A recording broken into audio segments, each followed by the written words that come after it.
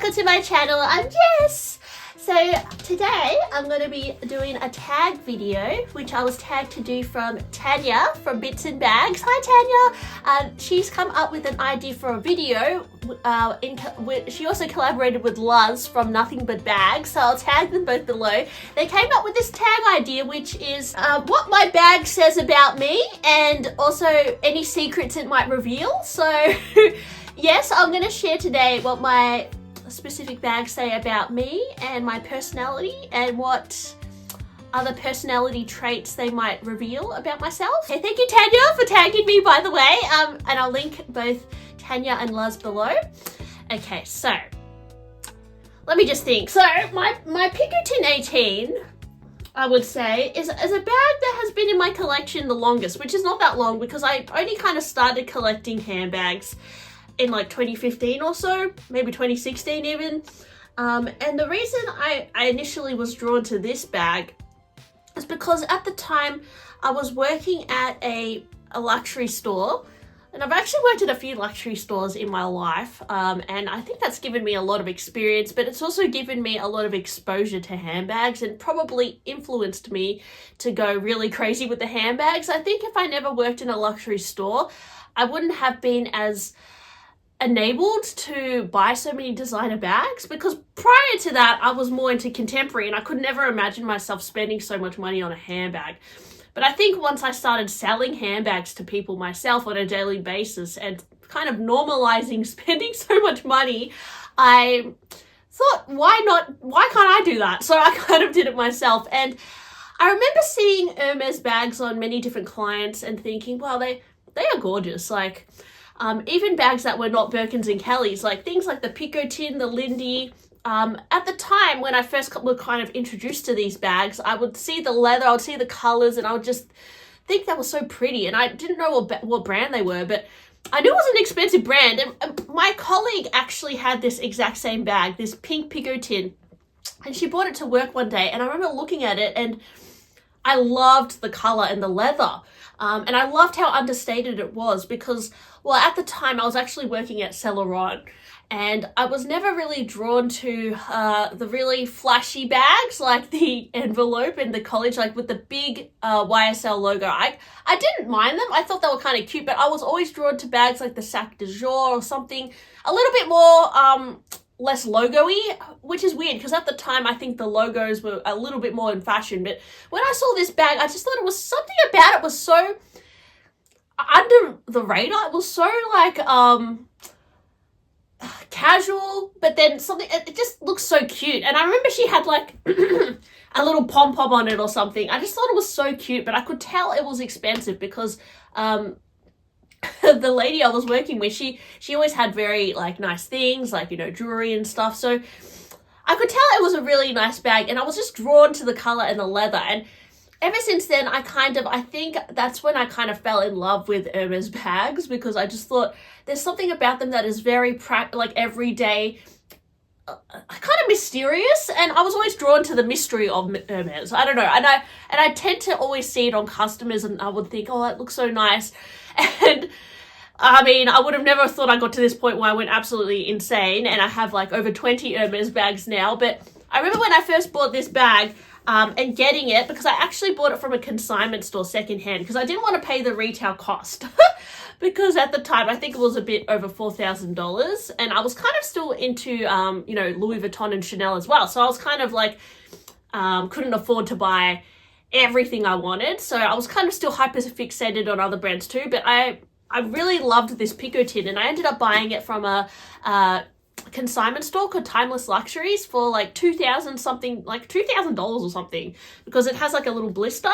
And when I got it in the mail, I'll never forget getting it in the mail, and I just remember feeling the leather and being like, oh my gosh, this feels like so nice, like compared to any other bag I had. I don't know, I just felt like it was, yes, I loved the color, everything. So what does this reveal about me? I think I really like bright colors for one thing, but I think a part of me I was influenced by customers, I would say, with this bag. And I think this was kind of like, I I got this before my YouTube channel and everything as well. This was kind of like the start of when I was really getting into very expensive handbags. And I think the secret it reveals is that, yeah, I guess this is like something that really, I didn't think I would be in this position now where I'd have so many handbags, to be honest. And I think this reminds me of the feeling when I first got like a really fancy bag.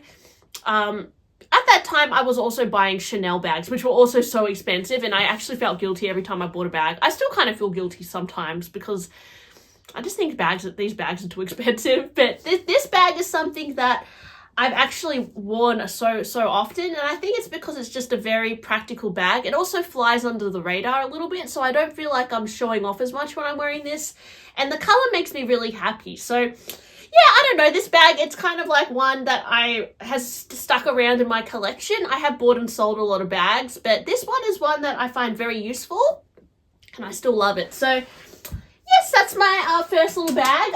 Second bag, well, actually, I have sold quite a few Hermes bags. Like, I had a Kelly 28 in malachite.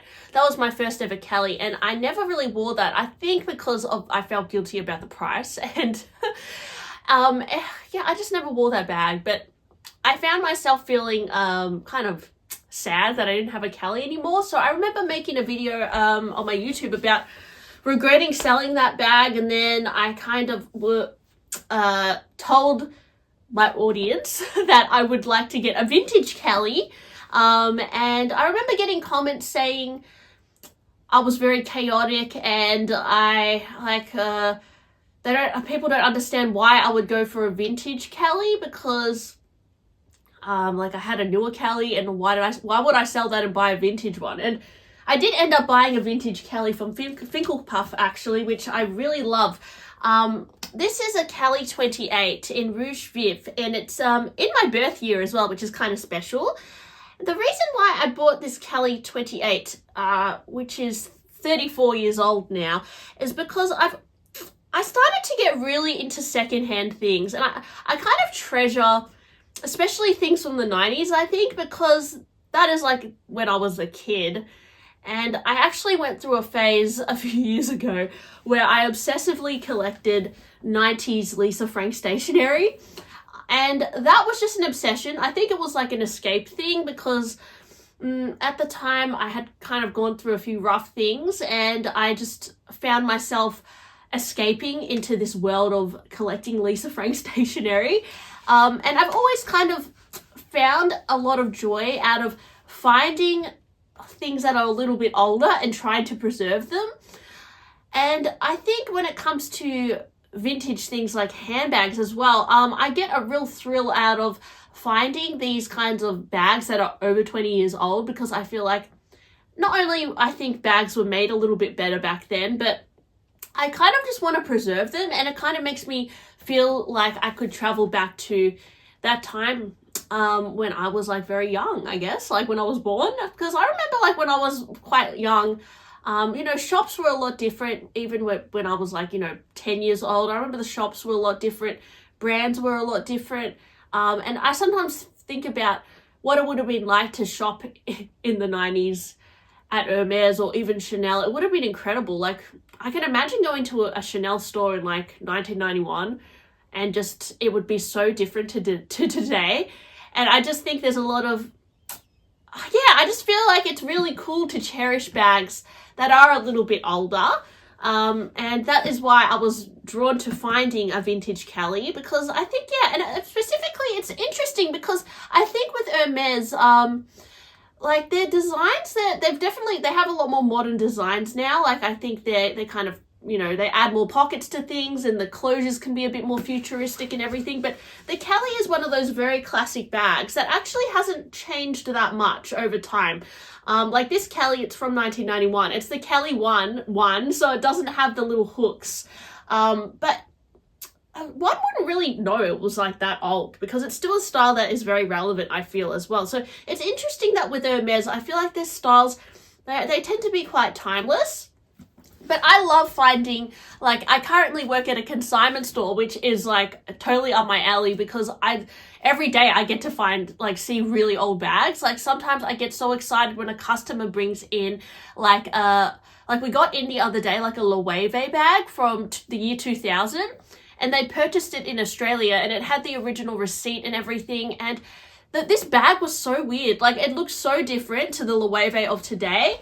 And the receipt, it kind of like said the price, and it's just so cool seeing the old price, and it listed like all the Loewe stores that used to be in Australia. I think they were like little concessions, and the luxury landscape in Australia has changed so much over like the last 20 years. It's so interesting to see how many Loewe little stores they used to have, or like what the designs of Loewe used to be like in the 2000s. Like, it's just so interesting. So I get a real thrill, and I love as well when people bring in like old Chanel bags. So like, remember once we got in like a Chanel bag from like 2002, a classic flap, and the quality was amazing, and it had the original receipt with the original price, and I'm just like, oh my god, like, it used to be so cheap. But I just love like when things are being preserved from like over 20 years ago. So yeah, anyway, I think that's why I was very much drawn to finding a vintage Kelly, and I feel like this one, it could have been restored because it feels a bit like too new. And it comes with a shoulder strap as well. So perhaps the previous owner got it kind of refreshed at Hermes and they ordered a strap for it, I'm thinking. But yeah, 1991 Kelly. I just think there's something about it that's very kind of precious. And maybe a part of me likes to hold on to things from the 90s because I kind of like want to stay young. I don't know what it is, guys, but I definitely like buying older things because even like, you know, finding things in the thrift store, collecting ceramics, that sort of thing, it's, yeah, something that I get a real thrill out of. And I guess I'll show you guys one more bag that might reveal secrets about me. This Birkin I think is really special as well. This is a Vert Yucca Birkin that I got last year when I turned 33. And at the time, I feel like it was very lucky because I kept seeing the number 33 everywhere. And that week I got the call that maybe I would like this Birkin. Now, I didn't actually request this color, but I think my essay probably offered this to me because I think my personality seems to be like quite maybe friendly, like pretty... sometimes I can be a little bit silly, I would say. I don't take myself too seriously, so I think that this color probably, I think at Hermes they like to offer you things that suit you as well, because I got offered this, and you know, previously at Hermes I got offered this Lucky Daisy Picotin, which I did ask for, but I think it also seems like something I would like. So I think like I like things that are a little bit more playful, not so serious. I do like classic bags, but I tend to like classics that are a little bit more, have a bit of a twist on them. So, you know, I like my little bag charms. I like my twillies and all, like kind of like dressing up my bags like little Barbie dolls. And yeah, I think that's why I was offered this bag, because it's a very bright kind of fun color. It's not super classic either, even though the style is very classic. I think it's very cute. In a Birkin 25, and it's very special to me. I think this is kind of like, seems like something I would like, so I think that's why they offered it to me as well. But yeah, I'm very thankful. It's a very beautiful Birkin. So yeah, anyways guys, I have a lot of handbags, but I think that's some of the, maybe I revealed some secrets today, I don't know guys, but I'm going to tag some people to do this video as well below if you would like to do this tag, but anybody is welcome to do it. Thank you so much, Tanya, for tagging me to do this video, and I hope you enjoyed my blabby video today, and I guess I'll see you guys soon. Bye!